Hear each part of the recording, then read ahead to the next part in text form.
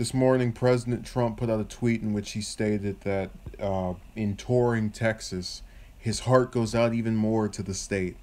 And when I read it initially, I thought about all the previous times I've seen politicians make the general statement of my heart goes out to a given person or group whenever we've had tragedy. So for example, back in June of last year, we had the Orlando nightclub shooting where 49 people were murdered by a lone gunman. The senator from Florida, where this attack happened, Rubio, stated that his heart goes out to the families of the victims. Then, about 7 months later, in January of this year, there was an airport shooting in which several individuals were killed and shot there.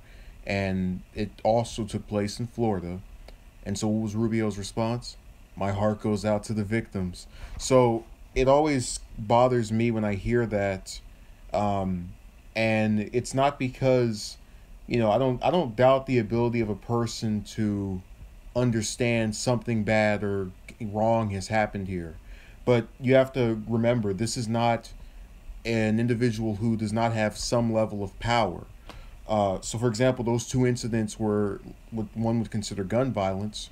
Rubio did nothing to advance gun control or to try and find a way around providing some sanctions to where, I don't know, maybe gunmen can't walk up in airports or other places without going through some level of scrutiny that would be based off of whatever. Nothing was done about that or the other incident. So with Trump, I can't really critique him in the sense that this is a natural disaster. Unless he's Storm from X-Men and can just throw up his hand and control the elements, I don't really have much of a problem. It's kind of funny. I recalled a month or so ago, I had an individual I was telling about my distaste for the mayor of Chicago's tenure and his just general work in that profession, Rahm Emanuel, in regards to his ignoring of what I feel are a number of homicides over there. And her response was, well, what can he do? So he can easily, first of all, go out and actually speak about it, pretend it's not happening at all, but also, look into the various factors as to why this stuff is going on. If it has something to do with drugs, why don't you look for rehabilitation of people who need or try to use those drugs?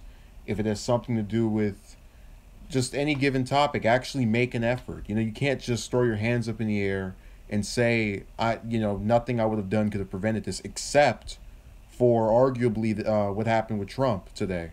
Because think about it, a natural disaster, not some man-made incident here.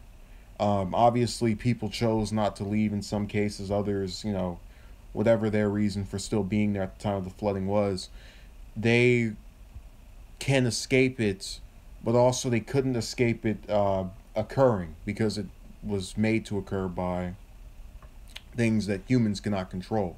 So in this case, I give him a pass, and this is really the best statement he's made in regards to this, because if you can recall earlier this month, he stated good luck to the various presumptive victims of this incident ahead of it actually really going down or being underway.